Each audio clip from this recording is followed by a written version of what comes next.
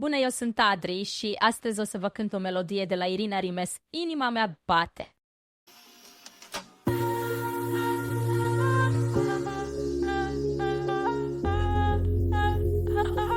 Mă faci să cred că merit totul, să nu mă tem să cad atunci când zbor. Cu tine totul e posibil, cu tine totul e ușor. Când casa mea e casa noastră și când căldura mea e haina ta, când mă ascund în brațele